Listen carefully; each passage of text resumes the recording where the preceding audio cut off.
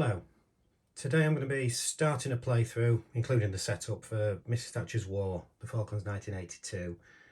I have completed one practice playthrough of that, so I'm hoping I've got most of the rules down, but if you do notice anything, because I'm bound to make a few mistakes as I'm going along, and please do comment if you notice anything that I've done or said that's incorrect or not followed something. Please comment, because it does help, and it helps other people if they're looking at it to see that what I'm telling them is potentially wrong. Hopefully that won't happen, but I suspect it might. So what I'll be doing is, particularly in the first few turns, is going through the rule book bit by bit to try and avoid making any errors. To be honest, it's quite a good rule book. It does take you through it. You also have a couple of player aid cards, and one has a sequence of play, but I'll be using the rule book rather than this. We'll have a couple of charts on there as well. Another player aid with some charts on. And the other thing I will be using, that's not a necessity, but I downloaded this off Board Game Geek, if you can see that, and it's I don't want to say it's a scorecard, because it's not, but it just helps you keep track of things within the game. Not necessarily at all, but I found it useful on the playthrough. And I say you don't need it as a scorecard, because the basic way to win this game is by the end of the last turn, turn 19, you need to have occupied these three areas here: Wireless Ridge, Tumbledown and Mount William.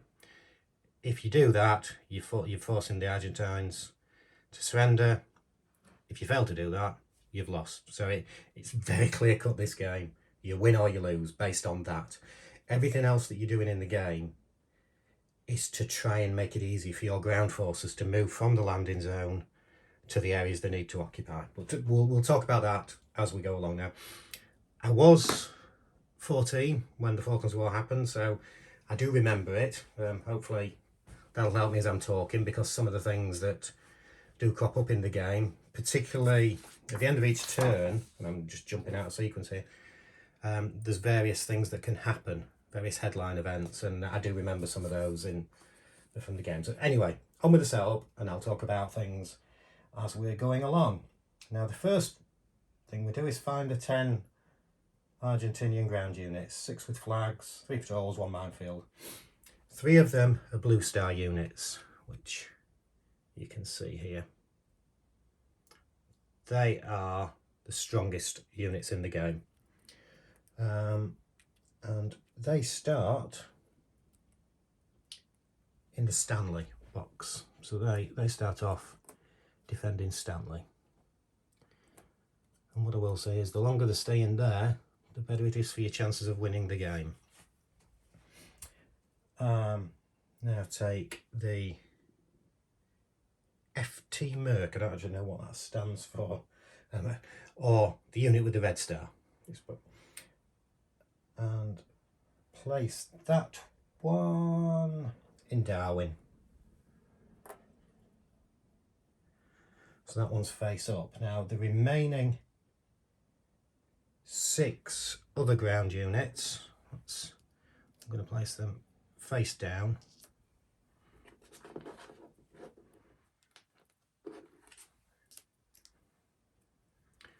This is just to provide a bit of fog of war.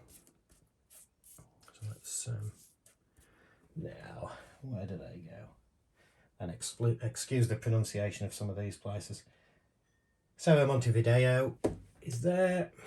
They also have a flag on them, each of these areas. So it's Douglas Station, which is there. Teal Inlet, Top Marlow House, Fitzroy, and Goose Green. So that's where the other units are. As you're moving along on the track, again, I'm jumping ahead of myself, when the ground forces can't land until turn 7 at the very earliest. So your first few turns are all about trying to get air superiority and trying to restrict the Argentinian numbers. But as they land, you'll have, once a unit starts on one of these paths, it stays on that one. So you have to decide on the landing zone which unit's going to which stack to move along. On the turn record track, which is down here, we want the game turn marker in the number 1 box, and also the SAS unit in the number 1 box.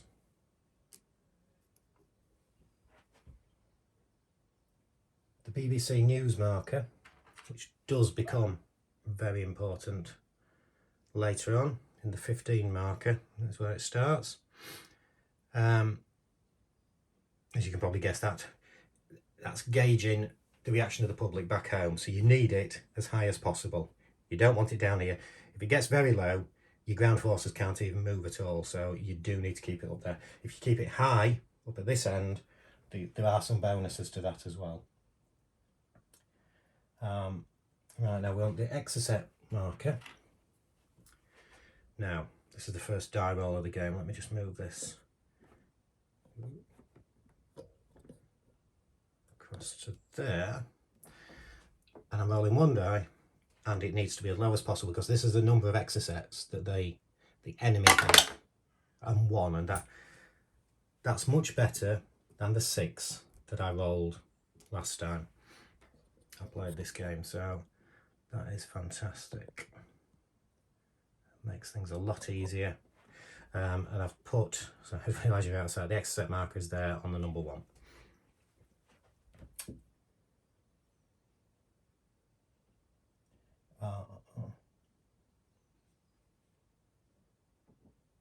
Oh, sorry. No, I did that right. On a 1, place the Exocet in the 4 box. On a 2, place it in the 6 box. On any other roll, place it in the 5 box. So it's not as good as I thought, but it would have made it too easy, I suppose. That so yeah, that was nearly my first mistake, and we've only just started. So we've got 10 Groupo markers, which are basically air groups or air commands, and there's no difference. They're all numbered 1 to 10. There's no difference between them. So if you see me put in, I'm putting 4 down at the moment, I believe. Yeah, it doesn't matter. So it's not that it has to be 1 to 4, that it makes no difference. So we place, just move that along slightly so you can see these are the areas where the Groupos goes. And we want 1 in Rio Grande. Again, pronunciation. There is something in the rulebook about this one, which I think it's Rio Gallegos. So 1 in there, 1 in Santa Cruz, and 1 in San Julian. And as you can see from these, each one represents a sector on the map. So they will send planes when they're in place, when needed, over into these particular sectors if the planes are available. The remaining 6 markers are all placed in the mainland box.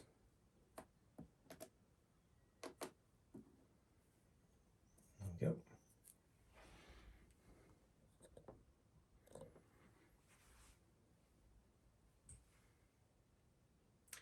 There's 2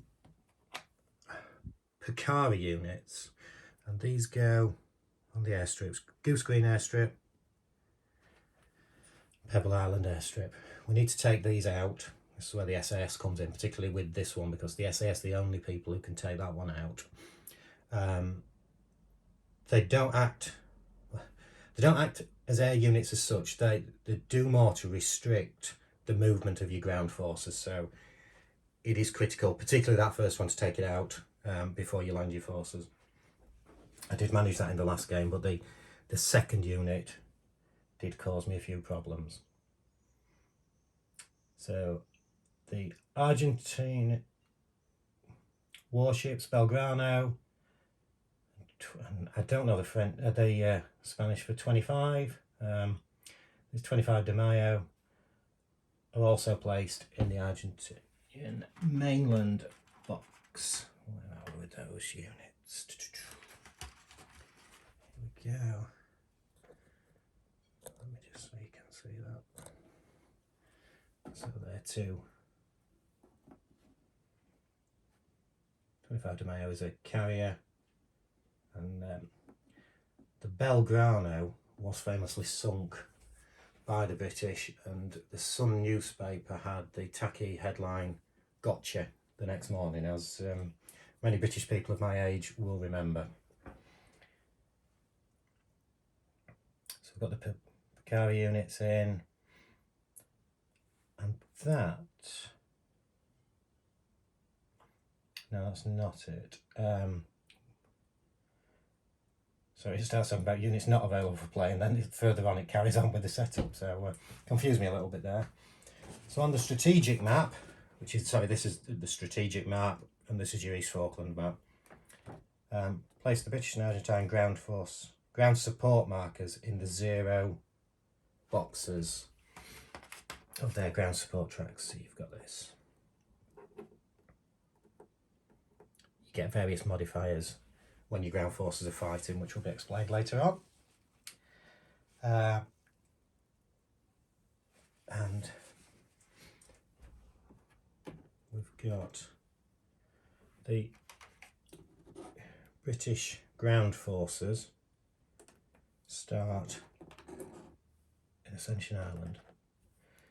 Basically, these ground forces are on the way to the Falklands at the moment. There's also 2 others, the Scots Guard and the Welsh Guard.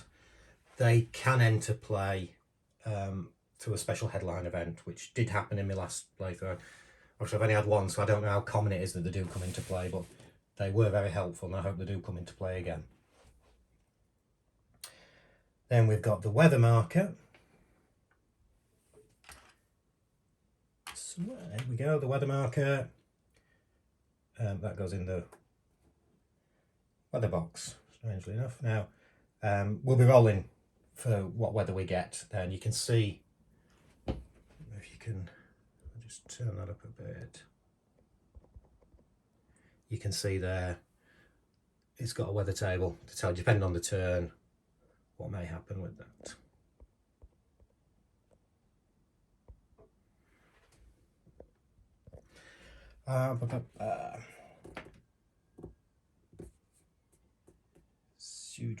We've got, now we've got to place 6 Harrier air units, including one with the name Morgan on it. Most of them are blank. I'll show you the difference. 3. That's a normal Harrier unit. Well, Harrier HH unit, and that's the one, if you can see, with Morgan on it.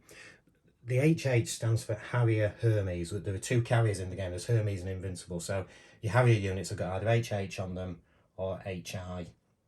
So place 6 Harrier air units, including Morgan, in the total exclusion zone around the Falklands. And then you place 4 HI air units, including Ward. So it'll be the same thing there. We've got 4 units, and there's Ward. And that also, they go in the exclusion zone. The 7 remaining Harrier units are placed face up in Ascension Island and are out of play for the time being. So we've got 4 more HI units, 3 more HH units, and they go there in the Ascensions. Like the ground forces, they're on the way. So at the moment, we're restricted with what we've got. What we do have are 2 escort units,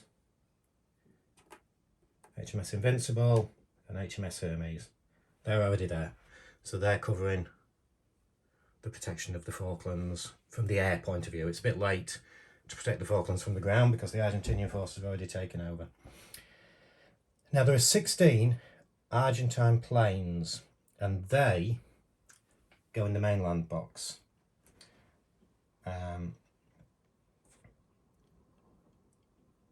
They're then kept separately from the group. The Gruppos are where these planes come from, so they're separate to the Gruppo.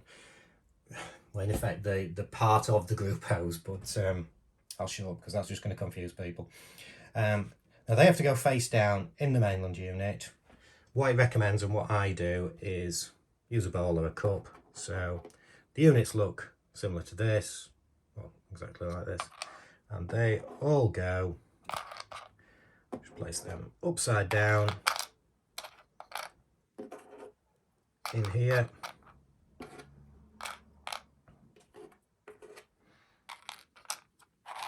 And we'll put that over to one side at the moment. So that's those units. And that's it. That is the setup. So it's not a tricky setup at all. Not tons and tons of counters where you need to keep count of things. And we'll start going into turn one. As I say, I'll follow the process through, and we'll talk more about the game itself as we're going through. Going by time, I don't know. Might just get one turn in this and then upload it. So if then anybody has any questions and I can talk about them in a later video, I will do. So the first thing to do is the weather. So what we don't want is gales. We do not want a roll of 11 or 12 because that means we can't do anything. You just skip the turn in entirety. So can I bring my tower on there? So we roll 2 dice.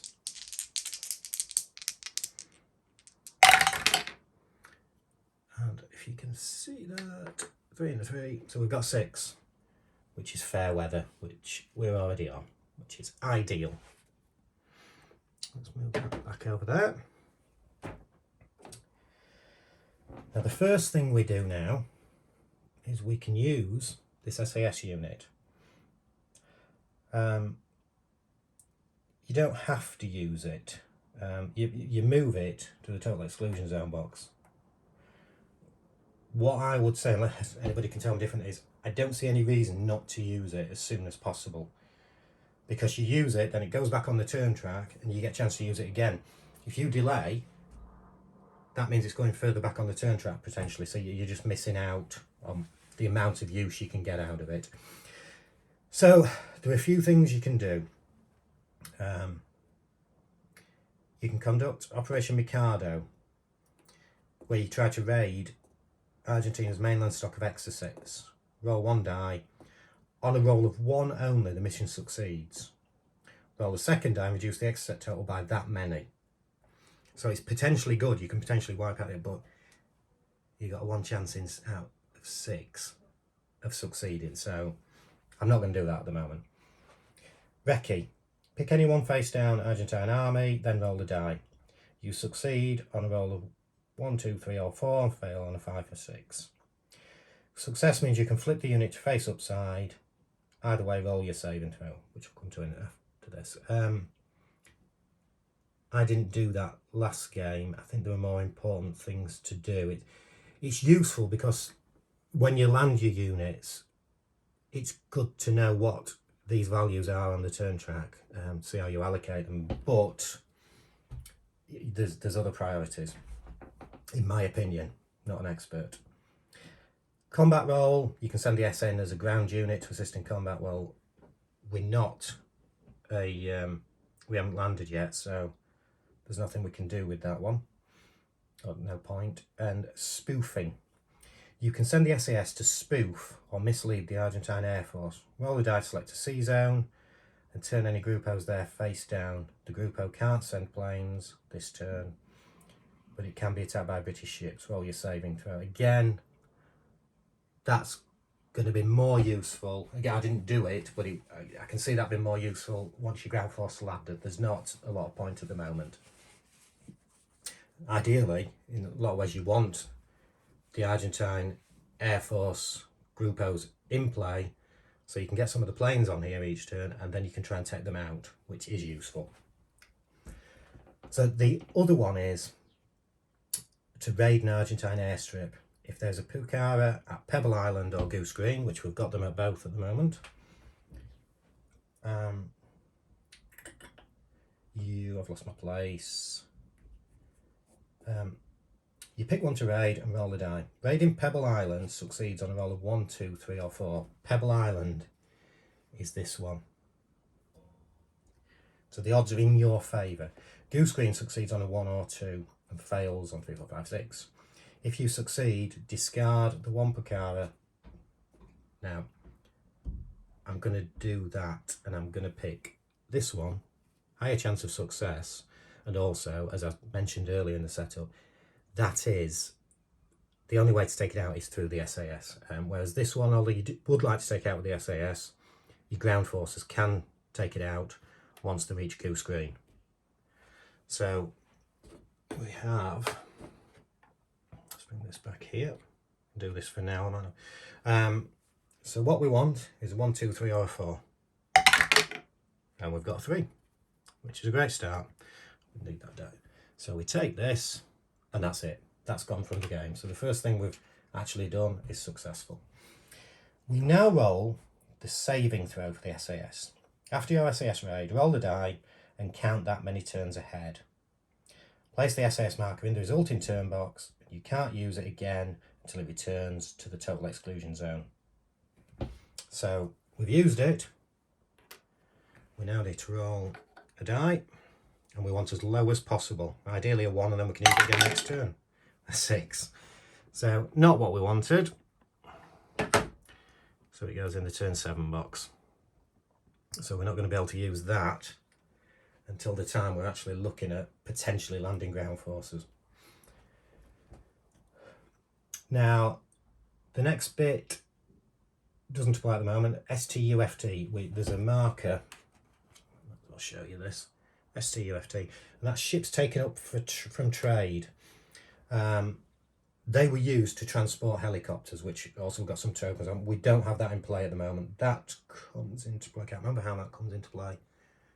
I think it says we land. So I ended up with no helicopters in play, which wasn't great and did cost me, because the more helicopters you've got in play, the quicker you can get across the island.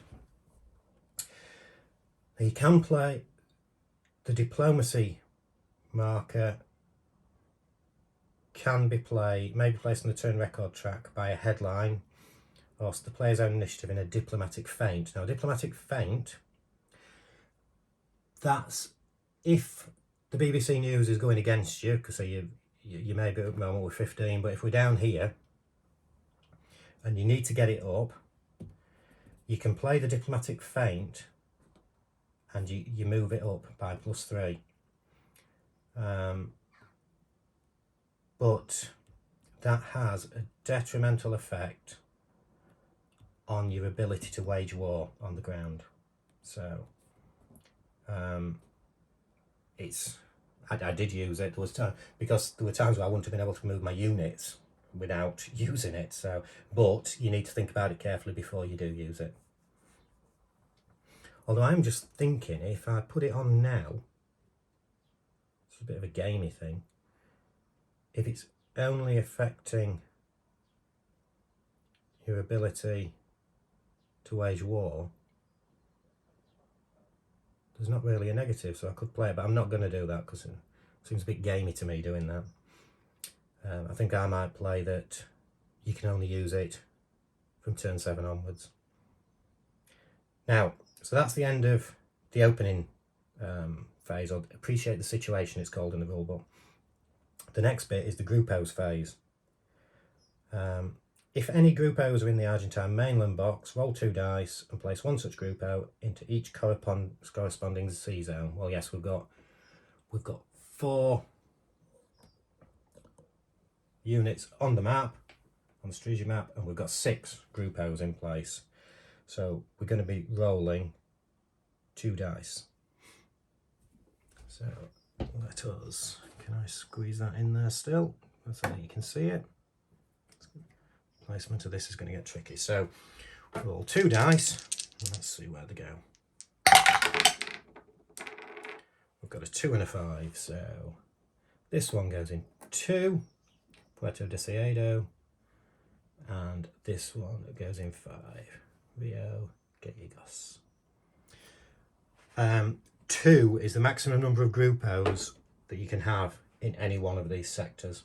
So if we were in that position now and rolling, and I rolled a 5, that 5 would just be ignored, so that group wouldn't be placed, but we weren't in that situation at the moment. The various things when the ground forces land, the effect that this has. If all 10 grupos are ever in sea zones, and there's at least one British Army stack in a camp on the East Falkland map, the player must flip the stack to its out of supply side. I never had all 10 onto there, and you really do not want that. So it's now the task force phase. So we've got 4 ships which can fight the grupos, the 2 carriers and the 2 escorts. If the Argentine ships are in the sea zones, the British player may use a submarine to torpedo one of them. No sub-counters, but you must move 1 escort currently in the TEZ, Total Exclusion Zone, to the trawler box, which the trawler box, I'm trying to remember what it stands for. It's basically a repair area. You'll see I think virtually every time you've performed an action with any of these, they'll end up in the trawler box, and then at the end of the turn they usually move back. Not always, but usually. So you would, so if you're using the submarine, you pick 1 Argentine target and roll a die. You can only try this once a turn. Obviously though, these 2 aren't on the seas, in the sea zones at the moment anyway, so that can't be done. But that is the only way to sink one of those ships by submarine, and it's getting rid of one of them helps you massively, because it makes the other one very wary of coming back out to sea. So you can man the gun line off Stanley, which is naval gunfire support area, which I can just move across to show you there. No ground forces here, so we're not doing that. If there's a British ship in the naval gunfire support box inside air sector E, which is what I just pointed to, and Argentina has at least 1 exit on the turn record track, you can try to take them out. Well, we're not in that naval gunfire support box. And supply ground forces. Once they're landed, you'll spend most of your escort's time in there, because if 2 of them aren't there, at least 1 of your units will be out of supply. So after turn 7, or whenever your ground forces land, the escorts won't be going after the grupos so much, so use them as you can now.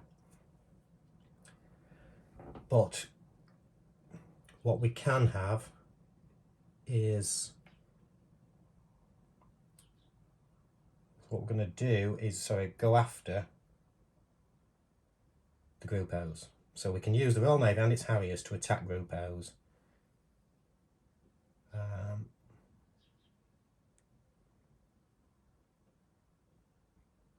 Take any British ship units from the TEZ box and place them in any sea zone next to the grupos you wish to attack. Each ship unit must have a designated target before rolling for any of them. You may not place a ship in any sea zone that currently contains an Argentine warship. We haven't got that. For each carrier sent to attack grupos, also place 3 attached Harrier units, HI for the Invincible, HH for Hermes, in the same sea zone. If a carrier operates fewer than 3 attached Harriers, it may not attack a grupo. Now, once these planes go, they can't be used on this map later in the turn, which will come in. So you'll see what that means. What you don't want is the named ones going. So for the Hermes, we've got 3 Harrier units. I just put them under there. I'll explain why I'm doing it this way as well. So I'm putting Hermes in sector B, an escort in sector C, an escort in sector D, and the Invincible in E. with, again, with 3 units, although I don't want to be warred, because I want the 2 named ones have a bit more flexibility on the East Falklands map, which you'll see. Now, the reason I'm doing it in this way, and this may be flawed logic, we're trying to send these, you can't destroy these groupos, you can send them back to the mainland. So, my idea is this: if I leave that as it is, and they roll the 5 next turn, the gruppo can't come back into here. Whereas if I take 1 out, they're all going to be able to come back. So I don't know if that makes sense or not, and it makes sense to me, but I'm not sure the strategy. I've not played it enough, but in my head, that strategy is a good idea. So, yeah. Okay, so we've got 4 targets, 4 gruppo targets for each of these. Now, there are very few. I think the only modifier is there's a headline event where you can get Chilean radar to help you. Other than that, you roll 3 dice and whatever it says happens. So we'll start. Get these there. 3 dice. I'm just going to start at the top with the Hermes and work my way down. So we've got 8. That's not a good one. No contact. Place the British ship in the trawler box. No other effect. So the carrier units, Harriers stay there, but we've not taken out the gruppo, which was the aim. So now we've got taking out the first gruppo, or we're trying to take out the first gruppo with the escorts. That's better. 14. Let's have a look. Gruppo retreats under British AA fire. Place gruppo in mainland, and if possible, move 1 random Argentine plane from the mainland to the repair pool. Place the British ship in the trailer box and raise BBC News by 1. So, the gruppo goes back there. So we've got them. Sorry, wrong one. That one goes there. The escort goes in the trailer box. Then let me turn that slightly. News media, please, because we've got rid of some of the planes. And the other thing we can do, if you remember, although these are in a cup, these planes, they're classed as being on the mainland, which is what it's talking about. So one of these I can put in the Argentine repair pool. So I've got one in my hand. And that one is going. Goes to the repair pool. The idea is to get them discarded, but we'll talk about it, but that's helpful. So we've got that one, so we're now going the 10th gruppo with these escorts, and what we want is more of the same. We want 11 or more really here. 9, and that's the same as we had with the Hermes, no contact. So that one goes there. And then finally, same again for the Invincible. Looks better. We've got an 11. And that's the same as the first escort we had. Place the group in the mainland. Move 1 random Argentine plane from the mainland to the repair pool. Place the British ship in the trailer box and raise BBC News by 1. So that gruppo goes back. So we managed to get rid of 2. The Invincible goes in the repair trailer box. We have 1 random unit. And that's a good one to get rid of, because that's a little bit like our ace units with names on. There's a Donna DA. So it's not got rid of him for good. It's just in the repair area, but it's better than him being there. So that's the task force phase. I'll just again move that to 17. And that's the task force phase done. Not bad, got rid of 2. So we've only got 4 groupos on the board. So Now we go onto the air phase.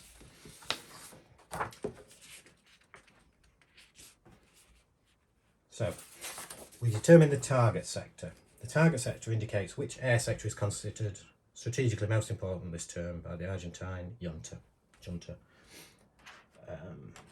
Target air sector, and I'll read out what it is. I mean, I know where it's going to go to start with, but you put it in the air sector with the most British ground units, not including helicopters and the KLF, or if none, air sector E, around Stanley, the Falklands capital. So it's there. That's where it's going to be for at least the first 6 turns. Now, special first turn rule. On turn 1 only, place one randomly selected Argentine aircraft unit face up in each air sector on the big map. So one there, one there, one there, one there, and one there. So that's the first one, just for the first turn. Now to deploy the others, we're looking at these Group O's. Each Group O can deploy or will deploy 2 planes on the East Falkland map, starting with the first priority Group O. So the way we work out who goes where with the Group O's is we roll a die. I'm going to mess things up on here, but 2.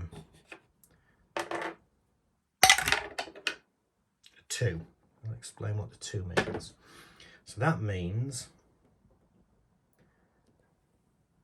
this is the first one to put the 2 planes on, then it works its way down and comes back up. So one, if there's one there, that will be the last one to put planes in a sector. Now, where that can be important is later on. At the moment, there are plenty of planes in here. Later on, there might not be. Hopefully, there won't be. So you won't have enough. So that role can be very important. I couldn't really understand the reason for the order to start with, but no. So the 2 in sector B.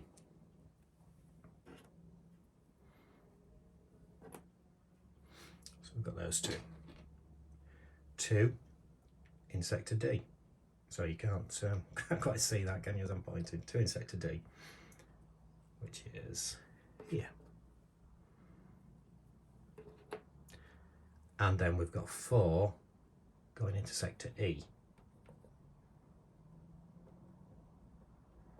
I'll move it that way because we're not gonna need those again at the moment. So got 4 here. So they go into sector E. So sector E is looking particularly strong. Now, I have 4 Harrier units.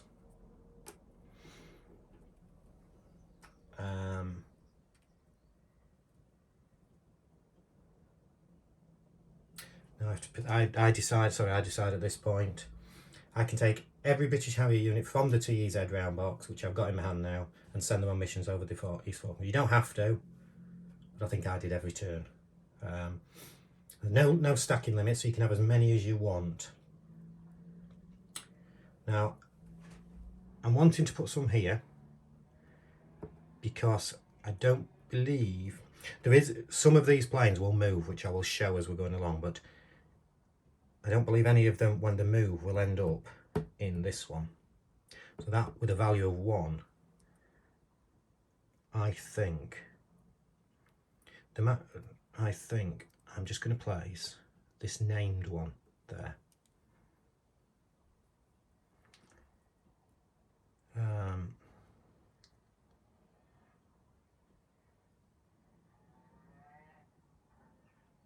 I'm not sure what else to place. I'm in danger of being outgunned here. But I'm going to put the others here in sector D. So that's where I've put those. Might not be the right thing, but we'll see.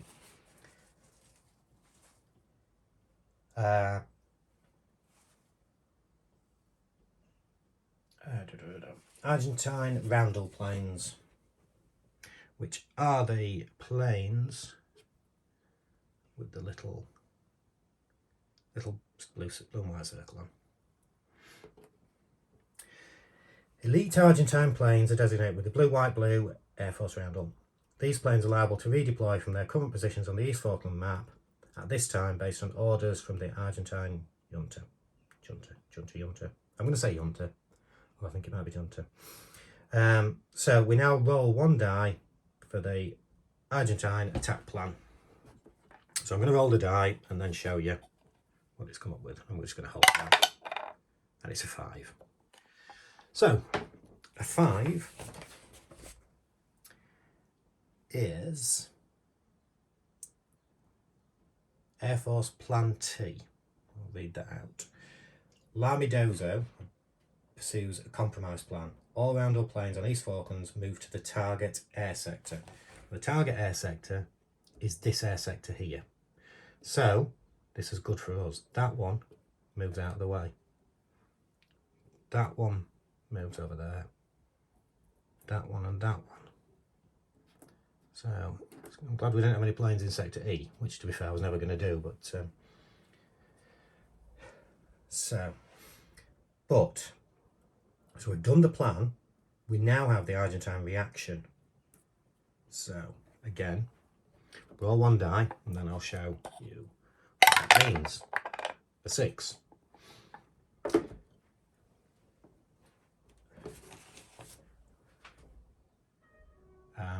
And a 6 is some Objetivos de Oportunidad. Move all eligible planes to the target centre. Now, if the Donadier Ace is on the East Falklands map, it's not. It's over there in the repair bit. He's moved into the target sector. Also, any Argentine planes in uncontested sectors with no Harriers move into the sector just rolled, but the weakest 2 planes in each sector, player's choice if tied, must remain in the sector to preserve air superiority. And we're not doing anything because there's so much in here. That's contested, that's contested. The only other one with planes in is that one, and it's the only one there, so you've got to leave, at least if there is 2 planes, you've got to leave them in, so it stays as it is. So, any areas now, as a result of deploying and moving British and Argentine planes, some sectors may now contain planes of both sides. Air battle must now occur in all such sectors. As far as I can read, and I've looked at this, you can choose which order. In fact, it does say that the player chooses the order in which air battles are fought. So I'm going to, and I think I may have messed up, and you'll see why. So I've already not made a mistake in the gameplay, I've made a mistake in my tactics here. I'm going to go for this one. So what we do, in any battle, one side is the attacker, which means the other side is automatically defender. By definition, in this phase, the British players' planes are the attackers, whilst the Argentines are the defenders. Now, there is a die roll that then flips it over, but we will come to that because you will see it at some point. So we're the attacker. Now, both sides can call for ground support. So the Argentines receive +1 level of ground support for each Argentine ground unit, including flipped or hidden armies, in the air sector. Now, we're in sector C, and there's 2 units. So, and I've forgotten about this. So that goes up to there. So they get support of 5. If there's a Picari unit at an airstrip in that air sector, it goes up 1 as well, which is why another reason we need to get rid of them. That's in sector B, the only Picari unit, so no worries with that. The British receive +1 level of ground support for each British held civilian settlement in the air sector, +1 if they have Navy gunfire support, which we don't have either, and +1 if there are any British ground forces anyway, so we get no ground support.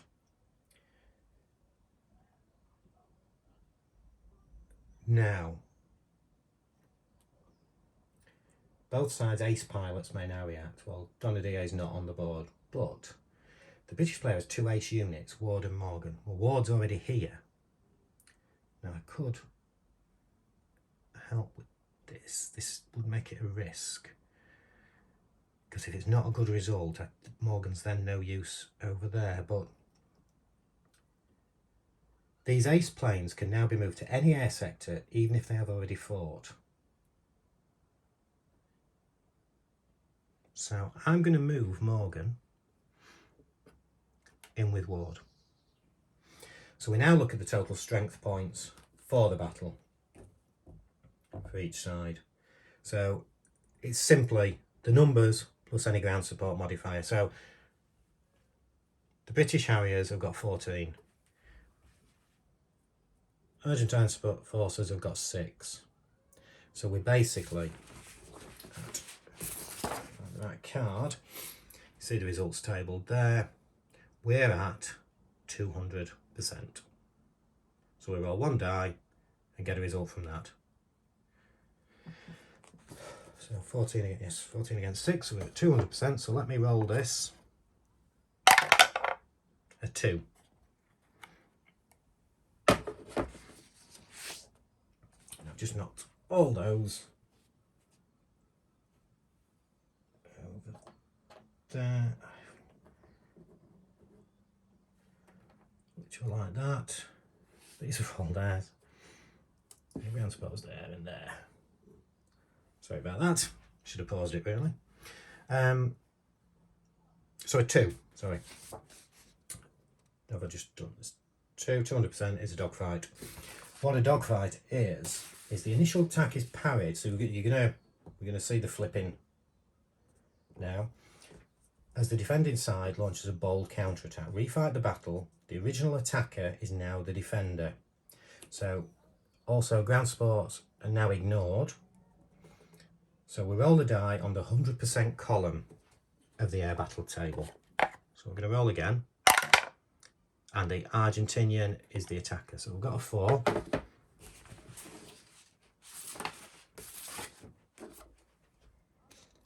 %.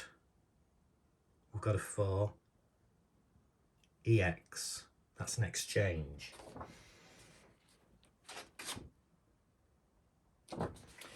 Count the number of aircraft strength points on each side in the battle, ignoring ground support. The side with the lower total loses and is eliminated. The winning side removes at least an equal number of aircraft SPs. So, that is eliminated. Now, when it says eliminated, it's not actually eliminated. It goes into the repair pool.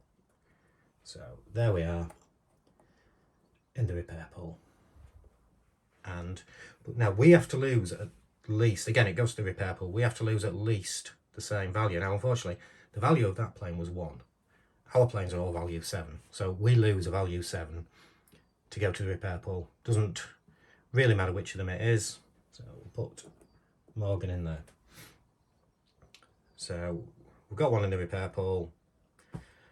We won the battle, but at a bit of a cost, because what I really want, well, you'll see what I wanted to do in a second. So here's the other battle that's to take place. Determine sides. We're the attacker again. Call for ground support. So same thing. No ground support modifiers for the British at the moment. No Picavi units in there for the Argentinians. One ground unit. So their modifier goes up there. Modifier of 3. Now what we do have is our ace reaction again, where the planes can move to any air sector, even if they've already fought. So Ward's already fought, but he can move back into there. Now, I'm sure you guessed what I was hoping was, we won that battle with no losses, and Morgan could have gone in there as well. But he's not available, he let me down. So we've got a score of 21 for the Harriers, and we've got 14 plus 3. For the ground support. So 21 against 13.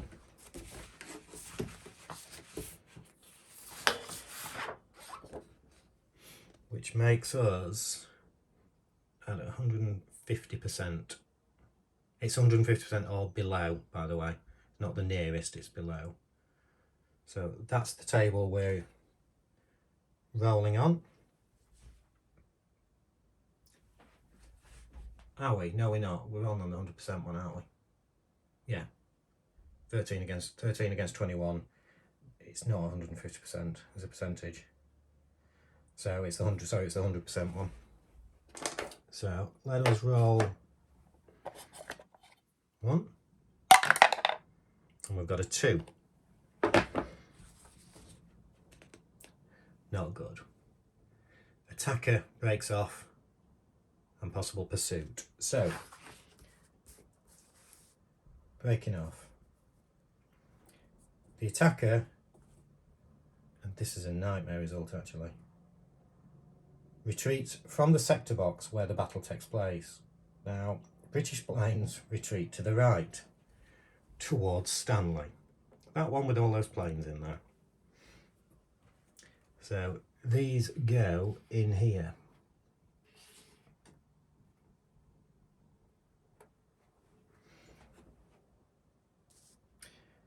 Pursuit. If the Argentinians win a pursuit result on the British retreat, the Argentine reaction depends on the situation.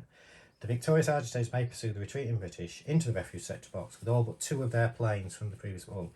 They're not going to pursue because there are only 2 planes left in. So they will stay. That's good. Still not great, this.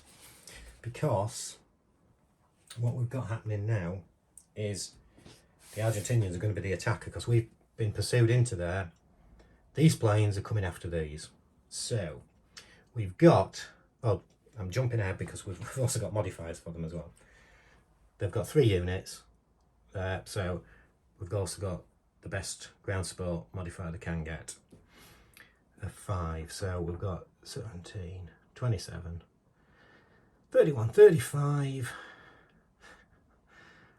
44, 53, 59, 64 against 21. So it's 3-1, which puts it not quite on the maximum, but it's the 300% roll. Not good. And what we really don't want is an attacker breaks off, because I believe if we go out that way, the planes are eliminated. It's a 1. That's a 1. Is a dogfight. And this could. We'll see what happens. The initial attack is parried as the defending side launches a bold counter-attack. Refight the battle. The original attacker is now the defender. Roll it down the 100% column of the attack table. So we're now the attackers. And now we may be able to get rid of some of these planes. And a 6. Now, the tables have turned massively here now. We've got a roll of 6, which, as you can see on the 100% one, is a DE, defender eliminated. All defending units are eliminated and the attacker wins the battle. So we now take all these planes and we put them in the repair pool.